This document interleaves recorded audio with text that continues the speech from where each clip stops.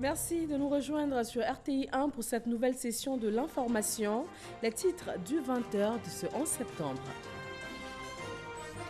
Le ministère de l'Éducation nationale, de l'enseignement technique et de la formation professionnelle a donné ce mercredi les orientations pour faire de l'année scolaire qui démarre un succès, aussi bien en termes de résultats que d'apaisement du climat, surtout pour une année sans perturbation des cours. Au ministère de l'Hydraulique également, on fixe les objectifs. Laurent Tchagba a instruit ses collaborateurs quant à la réhabilitation et à la maintenance des 21 000 pompes à motricité humaine sur tout le territoire national à raison de 500 pompes par mois. Dans le domaine du café-cacao, les industriels et les gestionnaires de la filière en Côte d'Ivoire et au Ghana planchent sur la durabilité après la rencontre d'Abidjan.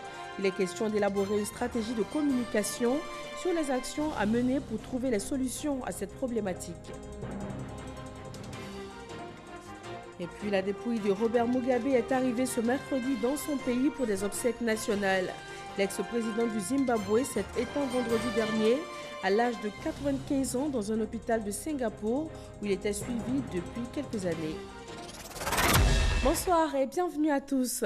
Ouvrons ce journal par la traditionnelle réunion de rentrée. Il y a tout juste 2 jours, les élèves et enseignants de Côte d'Ivoire ont effectué la rentrée des classes 2019-2020. Ce mercredi, le personnel administratif et les enseignants ont été invités à apporter leur contribution à l'amélioration des résultats scolaires dans un climat apaisé. Tout comme l'éducation, la question de l'accès à l'eau potable occupe une place de choix dans le programme social du gouvernement. Le ministre de l'Hydraulique a échangé avec les directeurs régionaux de l'Hydraulique et de la SODECI ce mercredi. Il a été question du volet réhabilitation et maintenance de 21 000 pompes à motricité humaine. Francis Boifo. Redoubler d'ardeur et travailler surtout en synergie. C'est en substance le message du ministre de l'Hydraulique aux directeurs régionaux de l'Hydraulique et de la SODECI. La rencontre s'inscrit dans le cadre du projet de réhabilitation et de maintenance des 21 000 pompes à motricité humaine.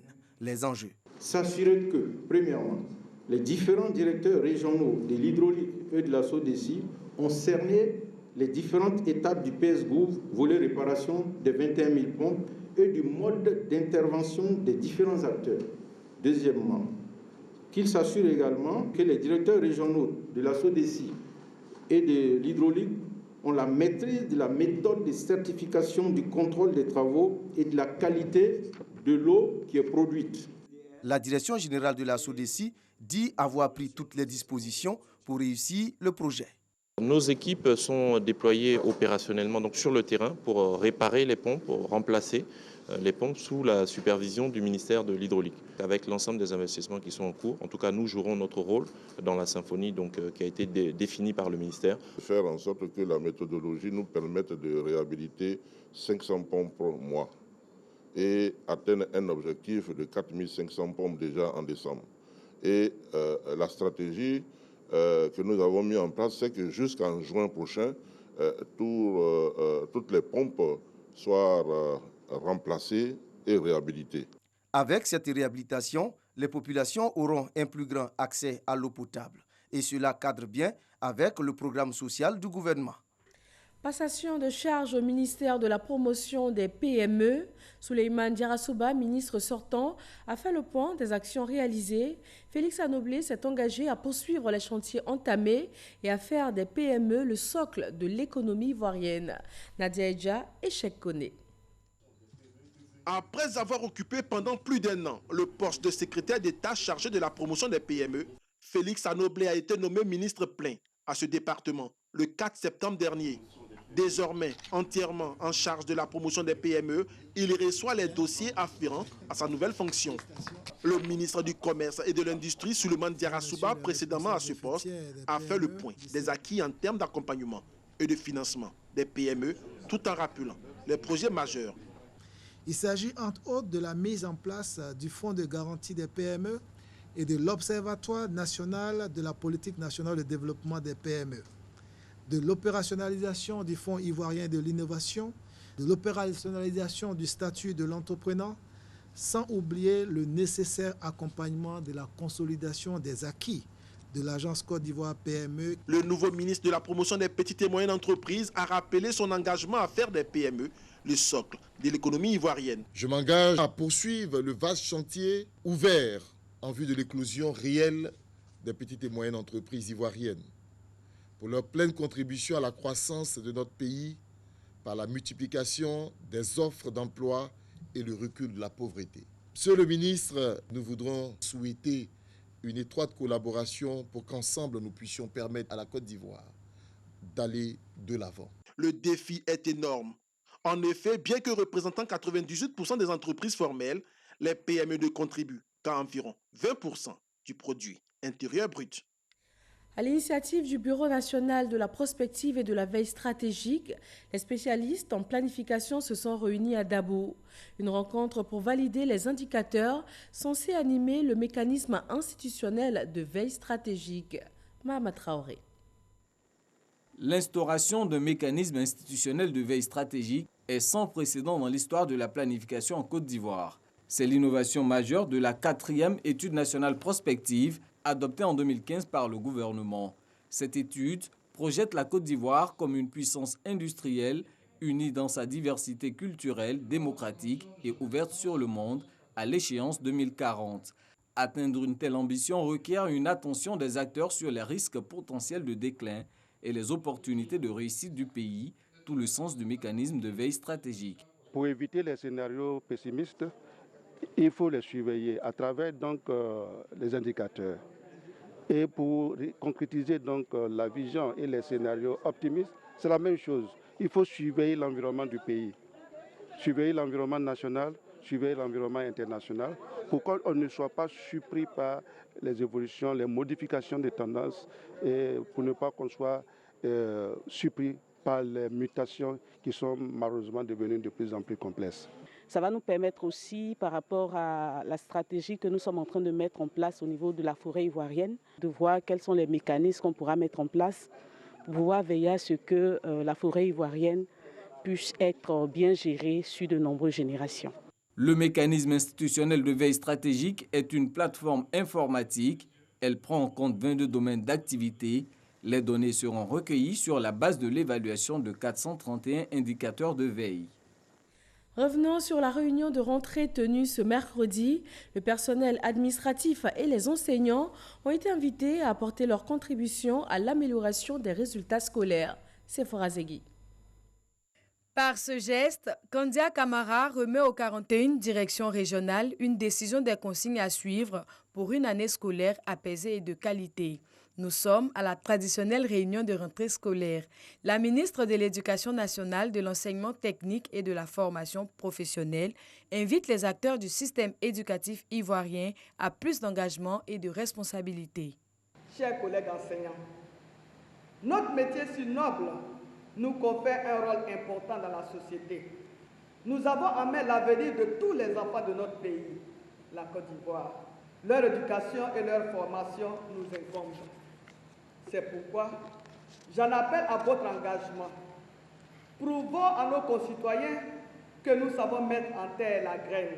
Et quand les bourgeons pousseront majestueusement, la conscience populaire nous le revaudra. Soyons à la hauteur de cette mission. Les syndicats d'enseignants du secondaire et du primaire ont eux aussi pris part à cette rencontre. Ils promettent œuvrer à l'apaisement du climat en milieu scolaire. Nous sommes très heureux de comprendre que les discussions vont se poursuivre pour que cette année-là soit une année apaisée. Nous allons faire notre rentrée scolaire pour donner des chances à nos enfants, aux enfants du Côte d'Ivoire, leur droit à l'éducation. Au cours de ces échanges, ont surtout été relevés l'importance de l'engagement des enseignants pour des résultats scolaires performants. Madame le ministre nous l'a bien signifié, nous serons appréciés à partir de nos résultats scolaires obtenus aux différents examens scolaires. Introduction de nouvelles filières dans l'enseignement technique et professionnel, démarrage de la formation par apprentissage sont entre autres les actions à réaliser cette année. Des consignes fermes donc pour améliorer les conditions de travail des élèves. Pour mener à bien notre travail, je vous demande de bien noter les instructions suivantes. La poursuite de la réforme de l'enseignement technique et de la formation professionnelle, l'intensification de la sensibilisation et de la répression contre la fraude, la tricherie, le tabagisme, l'alcoolisme, la violence et les grossesses en situation scolaire, l'interdiction de la vente aux élèves de fascicules et autres documents non autorisés. L'année scolaire qui a débuté le 9 septembre dernier prend fin le 31 juillet après les cours du soir. Rencontre du président du Sénat et de l'ambassadeur de la Fédération de Russie. La coopération entre les deux pays a essentiellement fait l'ordre du jour et la Côte d'Ivoire a été invitée au sommet sino-africain qui va bientôt se tenir en Russie. Ahmed Traoré et Abou Sanogo. L'ambassadeur de la Fédération de Russie, reçu par Jano Aoussou-Kouadio, président du Sénat, au centre de leur rencontre, le renforcement de la coopération interparlementaire entre la Côte d'Ivoire et la Russie. Nous avons envisagé d'établir une coopération entre le Sénat ivoirien et le Sénat russe à travers des groupes d'amitié pour approfondir la coopération interparlementaire. N'oublions pas que nous avions des étudiants ivoiriens qui sont formés en Russie et que c'est devenu un nouveau pôle d'intérêt pour notre pays. Nous avons un intérêt réciproque pour raffermir et développer nos relations. Et ce que je constate avec beaucoup de satisfaction, que cette année-là, nous constatons un certain rebondissement dans nos relations politiques. Parce qu'on a vu voilà, la visite de son Excellence le Président du Sénat, qui est allé donc en Russie dans le cadre de ce forum parlementaire et pour nouer les contacts avec ses homologues au Conseil de fédération russe, notre Sénat. Cette rencontre est la deuxième du genre entre les deux personnalités. Pour rappel, la Côte d'Ivoire est invitée au sommet russo-africain qui se tiendra en octobre prochain en Russie. Une rencontre sous-régionale se tient dans la capitale économique ivoirienne. Elle porte sur les défis sécuritaires, la lutte contre le terrorisme et les enjeux de la protection des droits de l'homme dans l'espace CEDEAO. Le Conseil national des droits de l'homme veut intégrer la protection des droits humains dans les mécanismes de lutte contre le terrorisme. Abou Sanogo. Intégrer les questions des droits de l'homme dans les mécanismes de lutte contre le terrorisme dans l'espace CEDEAO.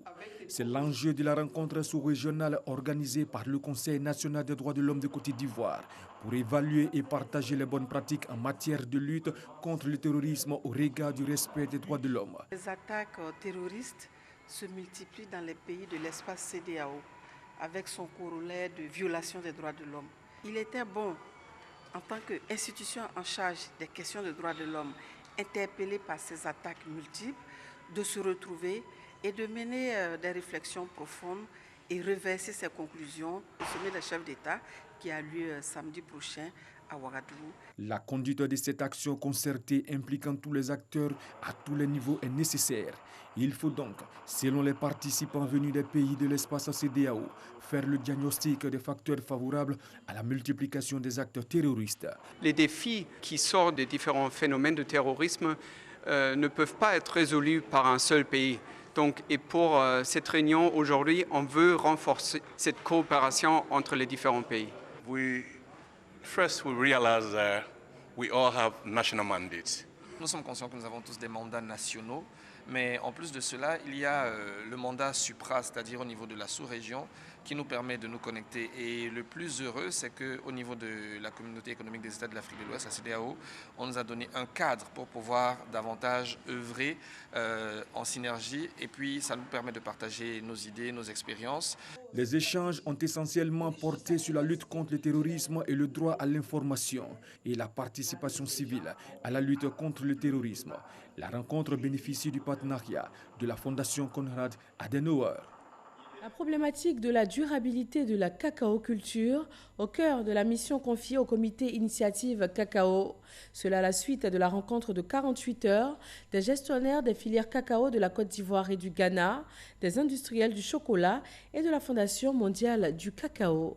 Noël Niagno. La lutte contre la déforestation, celle contre le travail des enfants, l'amélioration des moyens de subsistance des producteurs, la transparence et la traçabilité sont au cœur de la durabilité de la cacao-culture. Que faire? Comment le faire pour leur apporter des solutions justes, de sorte à fournir aux consommateurs du cacao propre? Industriels du cacao et du chocolat, responsables du Conseil Café Cacao de Côte d'Ivoire et ceux du cocoa à bord du Ghana ont consacré 48 heures à la résolution de ces équations déterminantes à la production du cacao à court, moyen et long terme, mieux, à aider les producteurs à vivre décemment de cette activité.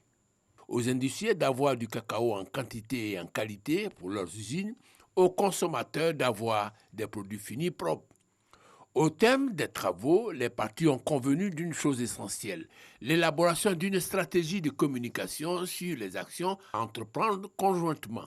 Nous avons la volonté commune. Le Coco Board pour le Ghana et le Conseil du Café Cacao pour la Côte d'Ivoire. Nous avons la volonté de travailler avec l'industrie du chocolat pour que nous puissions continuer à examiner les différentes questions qui se posent à la filière. Ils ont par ailleurs rappelé l'action entreprise par le Ghana et la Côte d'Ivoire en ce qui concerne les questions portant sur la transparence et la traçabilité. En Côte d'Ivoire, nous avons décidé de faire le recensement des planteurs. Le Ghana aussi. D'ici fin 2020, nous aurons fait le recensement de l'ensemble des planteurs de Côte d'Ivoire. Et nous saurons s'il y a des enfants à risque dans les plantations. Et nous allons régler un certain nombre de problèmes pour ce qui concerne les enfants dont on parle. Voilà qui permettra de débarrasser la cacao-culture du travail des enfants au regard des données objectives. Cette durabilité de la cacao-culture prend donc bien évidemment en compte la question de la traçabilité des productions. Et pour ce faire, les producteurs de cacao sont sensibilisés sur le processus d'identification en cours. L'Association des producteurs et organisateurs professionnels agricoles les invite à y adhérer et à se faire recenser.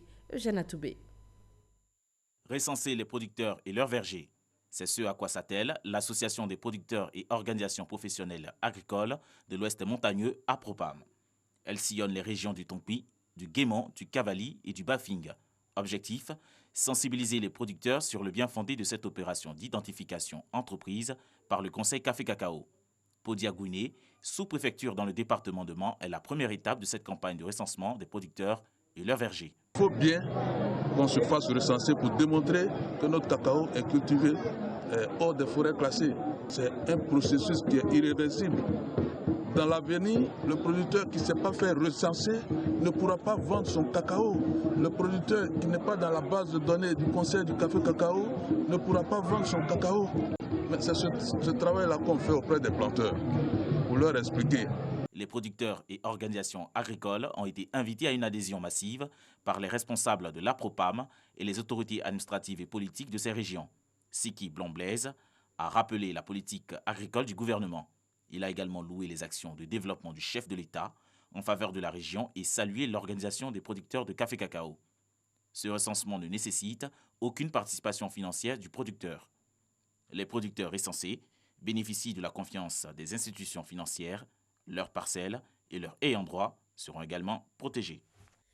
Le président Alassane Ouattara est attendu du 25 au 28 septembre prochain dans la région d'Unzi.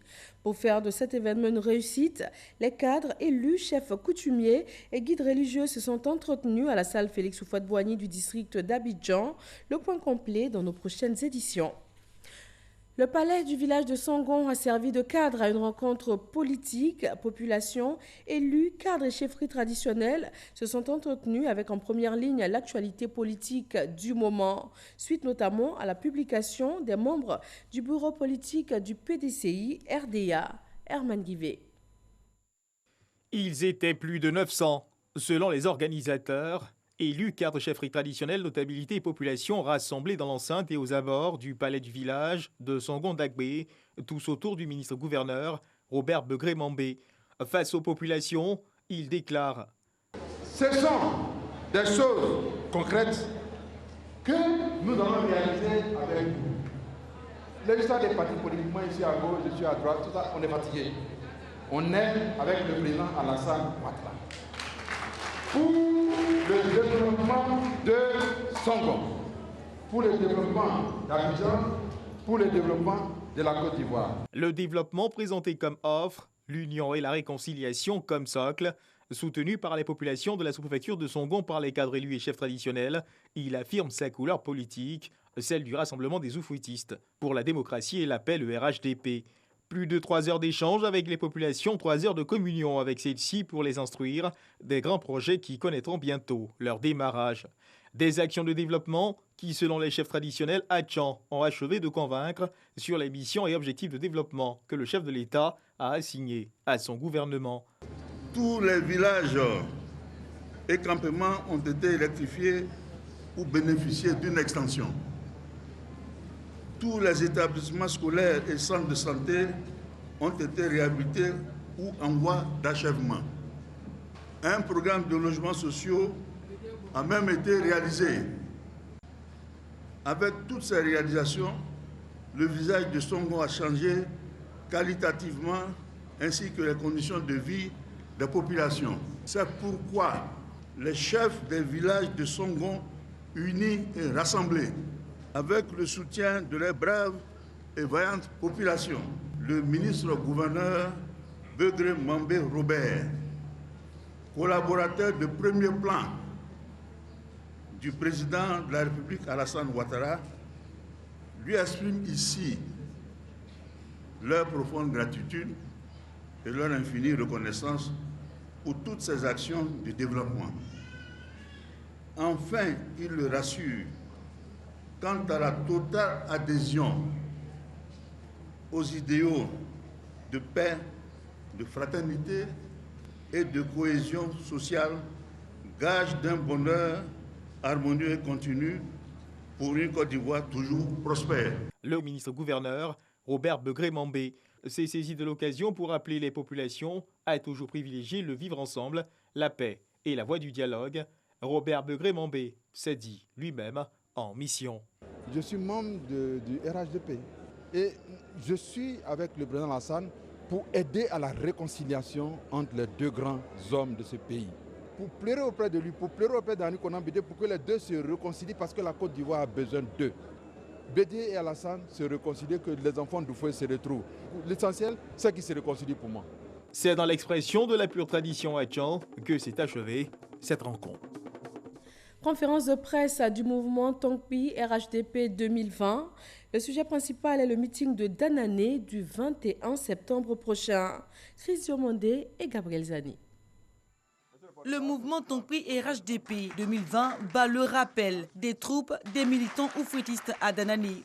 Le président du mouvement, Albert Flindé, a tenu une conférence de presse pour inviter les communautés de la région à se mobiliser en vue de réussir le rassemblement du 21 septembre prochain à Danané. C'est rassembler les militants, rassembler les animateurs de notre mouvement, rassembler la population pour démontrer notre capacité de mobilisation. De faire aussi en sorte que la population démontre au président de la République qu'elle est à sa disposition. Et donc que ce développement que la population recherche nous atteigne effectivement. Né pour faire la promotion du rassemblement des oufouettistes pour la démocratie et la paix, Tongpi RHDP 2020 doit battre le record de la mobilisation car il s'agit, selon le président du mouvement, de rendre hommage à Alassane Ouattara, le président de la République. C'est de faire en sorte qu'ils viennent pour écouter les messages forts qui vont être lancés à cette occasion. Donc nos parents de Danané, mais aussi nos parents de Sipilou, de Ma, de Zombier, de Nogwalé, de Sanguiné, de Maple, on leur demande de tout faire. On démontre à la face du monde que le mouvement Tongpi RHDP est un mouvement très fort. Et dire au président de la République et à son gouvernement, à son premier ministre, à tous ses ministres, que nous sommes à leur disposition pour faire la promotion du RHDP dans notre région. Depuis le 3 mai dernier, date de sa création, Tonkoui et RHDP 2020 ne cesse de sillonner les 18 montagnes pour le RHDP afin de faire de la région le bastion du parti des oufouettistes. Rentrée politique de la délégation communale de Yopougon-Niangon du PDCI RDA. Une tribune pour présenter le personnel politique, identifier les militants, les mobiliser pour les futures échéances électorales. Davis Oyo et Michel Digré. Au son de la musique de l'hymne du PDCI RDA, les militants montrent leur engagement à porter haut le flambeau de leur parti. Cette rentrée politique de la délégation communale de Yopougon-Niangon du PDCI RDA a pour but de présenter le personnel politique, d'identifier les militants et les mobiliser autour des échéances électorales futures. Aujourd'hui, premièrement, c'est d'identifier nos militants. Deuxièmement, c'est de les amener à se faire enrôler. Troisièmement, c'est de les amener à se faire inscrire sur la liste électorale afin que nous puissions atteindre nos objectifs en 2020. Aux côtés du PDCI RDA, des représentants de certains partis politiques. Cette rentrée politique de la délégation communale de Yopougon-Niangon du PDCI RDA est aussi le lieu de sonner la mobilisation autour du meeting qui se tiendra le 14 septembre. À la dernière édition du prix national d'excellence, la région du Bunkani a obtenu à elle seule 3 prix avec en prime la désignation du président du conseil régional comme meilleur élu local. Les populations de la région se sont félicitées de cette reconnaissance de la nation ivoirienne. Herman Niamia. Le prix d'excellence du meilleur élu local 2019 raflé par le président du conseil régional du Bunkani. Quant au prix d'excellence du meilleur comité local de gestion des aires protégées et le prix d'excellence du meilleur comité villageois de lutte contre les feux de brousse sont revenus respectivement au comité de gestion locale du parc national de la Komoué et à l'ONG Luko-Febrou des Nations. 3 prix d'excellence pour la seule région du Bunkani. Une bonne moisson qui n'a pas laissé indifférentes les populations qui ont tenu à remercier le président de la République Alassane Ouattara pour cet honneur et féliciter également les lauréats, surtout le président du conseil régional du Bunkani. Philippe mérite vraiment cette distinction que le président de la République lui a donnée et à travers lui tout le Bunkani. Je parle l'exemple moi de mon village. Depuis 1958, j'avais seulement que 3 classes. Aujourd'hui, nous sommes à 6 classes. C'est grâce au conseil régional. Ce sont entre autres une trentaine d'écoles primaires construites, une vingtaine de centres de santé, 15 ambulances offertes aux populations, 2 centaines de pompes villageoises, une demi-douzaine de châteaux d'eau, des centaines de kilomètres de routes reprofilées et des tonnes de semences et de matériels agricoles offerts aux femmes et aux jeunes. Autant d'actions menées par le président du conseil régional du Bunkani qui a traduit à l'occasion sa reconnaissance aux populations pour cette cérémonie d'hommage. Nous avons hérité en 2013 d'une région qui était dans une situation assez difficile et il nous a plu de nous engager avec toutes nos équipes et surtout avec l'encouragement et le soutien des populations du Bunkani pour apporter un début de développement en construisant ça et là des écoles, des dispensaires, des points d'eau pour permettre à ces populations déjà d'exister. Pour inciter les jeunes à cultiver l'excellence, le conseil régional du Bunkani a primé les meilleurs élèves de la classe de terminale de la région qui ont obtenu de très bons résultats au baccalauréat. Au nombre de 8, ils ont reçu chacun un ordinateur portable et un diplôme d'excellence. Hier mardi a été marqué par l'Achoura, une commémoration inscrite au calendrier des célébrations musulmanes. Un moment de prière et de recueillement au complexe Al-Zahra de la commune de Marcory, par Kassorokone. Complexe culturel Al-Zahra ou encore grande mosquée libanaise de Marcory. À l'intérieur, hommes, femmes, personnes du 3e âge, jeunes et enfants, mais aussi imams, guides religieux et prédicateurs de la communauté musulmane libanaise Al-Gadir sont en pleurs.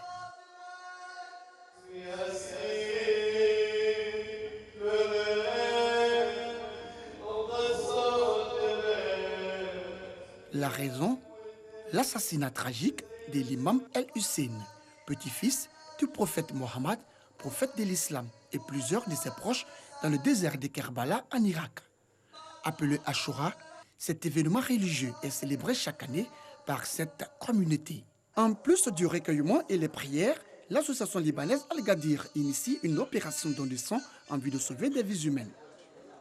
Dans cette commémoration, de ce martyre, là où l'imam Al-Hussein, le petit-fils du prophète, a montré son altruisme et a défendu la cause des opprimés en donnant son sang. Et là, prenons ces leçons et ces principes et ces valeurs. Nous sommes aujourd'hui en train de faire les dons de sang comme chaque année depuis 1997. Le don de sang, un geste salué par le ministre de l'Enseignement supérieur et de la Recherche scientifique, Albert Mabry-Touakeus.